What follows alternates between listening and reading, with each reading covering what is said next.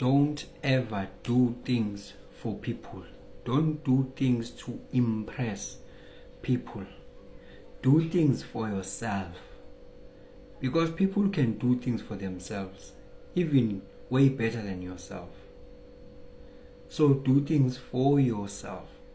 It's possible, Uti, if someone sees you driving a nice car, they are not interested in you, they are interested in your car. They just imagine themselves driving that car. They not even care about the driver. So don't try to impress people, they don't even care. You see? But nansi into eba interestayo. Kuzoba interest abantu ukuthi yini embi eyenzekalayo kuwena. I-pitfall ne-downfall yakho izoba excite. Khona lento ebanikeza yona. Even if you can buy a car, you can buy something, you can own a business. Bayoxoxa kanti umzwile usethenga imoto. Uthenga imoto. Siyambongela. Uzwile ukuthi ukade eshada kade eshada. Siyambonga. Uyazi ukuthi unamabhizinisi unamabhizinisi. They don't even dwell that much to discuss with those things. Ayithiwe phela uzuthi udivozile. They can talk now. Uzwile ukuthi imoto yakhe ishayisile. Yes, now they can dwell on that for some time because it excites them ngalesi sikhathi. Ubingelelo changes akasho ukuthi kungenzeka noma yini noma inini noma kanjani kunoma ubani ngoba impilo isiyona lento ocabanga ukuthi iyona. Possibilities are infinite in the universe. Your own consciousness is your own limitation. Kukude lapho esisuka khona futhi kukude lapho esiya khona. Beka phansi umoya ungatatazeli uyabona. Ngisho ungenza kangakanani uthi ufuna bekuncome ufuna ukuba impressa. Khona into abazoyithola. Khona into abazoyithola but for the sake of this, that's how negative some people are. Don't try to impress them. Because by the time you are trying to impress them, they will show you ukuthi uyona leyanto. Even though uyona leyanto, but they will like make you feel ukuthi no, we are not something. It doesn't even count what you have and what you are. They are just yabo. But deep down, they know they are fooling themselves. They are on it. Bashanga to ghost back ababoni. Bawazi ukuqinisela ku. Bevele bethule nje engazuthi nje ubughost bakho ababoni. They just want you to make you they want you to feel small. They want you ukuthi kuba ngazuthi I weigh lento onayo noma lento ayiyona kanti it weighs.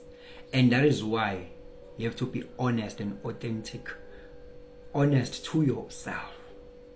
Don't try to impress and try to show off ukubona. Ungathenga ingubo enhle kanokusho uthi bazongibona kahle. Abafike bekuthi nje ngepeni elibufu. Uze uyidoubt nawo. Kanti ukhona impela. Ukhona. Uthi ucijile uyijongo la kwenu uthi hayi namhlanje ngiyonabisa ke namhlanje ngiyonabisa ke ngigrand. More especially those people who know you. Like those who are in the close proximity. Abantu abangawazi abanandaba nawe. Abantu abangawazi angabe bezibekumonazele. Bangakuncoma nje futhi bengakusiza. Ayikho into abanayo nawe. Angisho ukuthi abanandaba nawe in a bad way. It's just that nje ayikho into ethena abangakubambela yona nabangakugxekela yona nabangakuhlebela yona. They are just open for you nje. They are just open to you, yabo.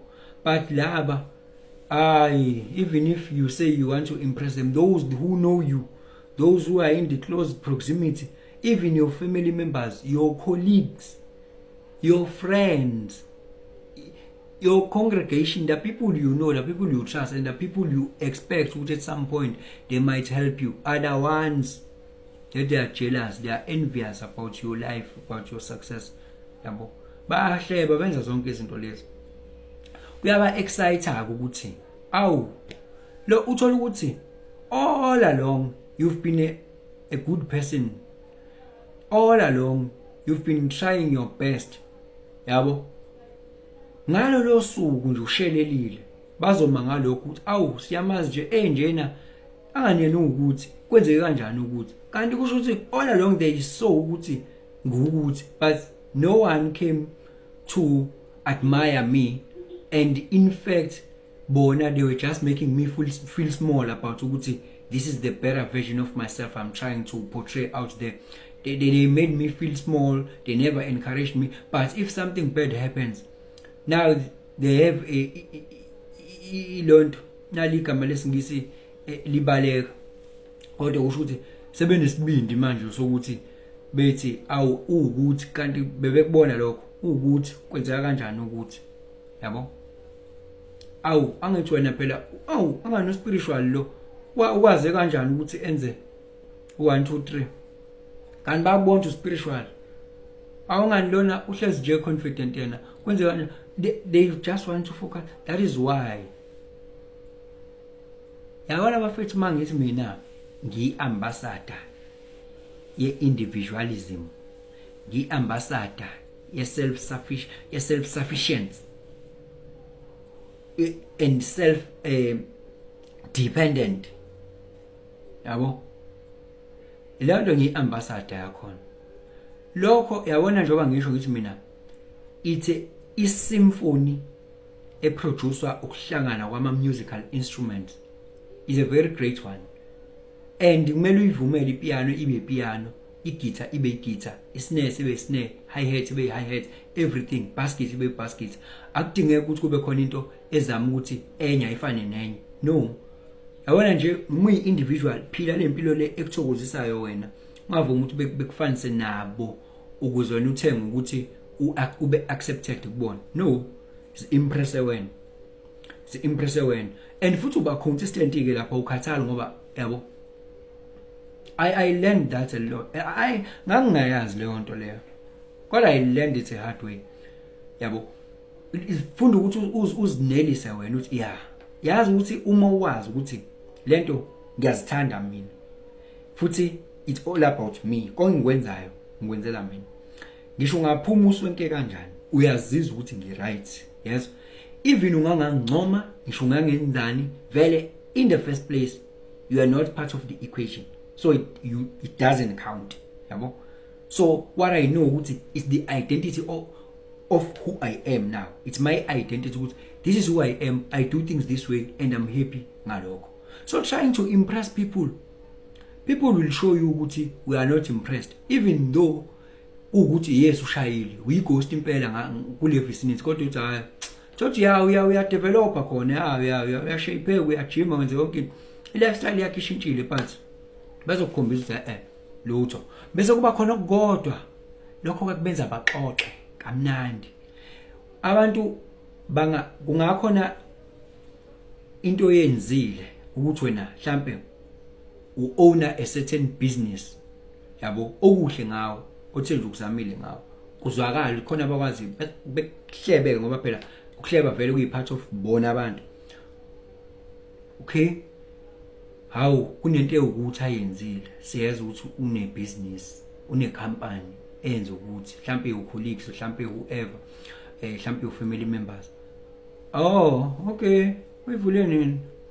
Oh ngiyakwazi ukugcina isikhathi kazi yokwazi ukuthi i-email yokampani le njobe ukuthi okay ngeke ize kulast i-success yakho ngeke last iyabathunuka yabo ngeke last iyabathunuka uzovela umunye avele afake enye topic ukuze mhlambe khona abangenayo inkinga nawe umunye ufuna ukuthi nikhulume ukuthi hey uyaphusha yena lo uzovela afake enye topic siphume kulo yabo but the very same person one day uzokwazi ukuthi mezwe kuthiwa able uzwile ukuthi unkosikazi wakhe lona noma indoda yakhe ibandla ilimale nemoto yabo kade bephuma endaweni awu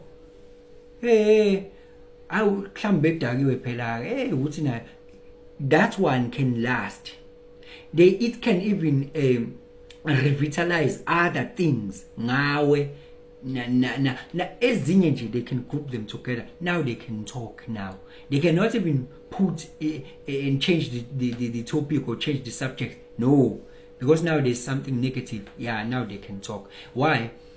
Kuyabenza uhlobo labantu abathile lolo olujatshulusa i-pitfall ne-downfall yomuntu. Uhlobo labantu abathile lolo lolu hlobo lolo ukuthi lifuna ukujustify ukuthi kungani lona lingaqhubekeli phambili. Yazi ukuthi kunohlobo njalo lwabantu.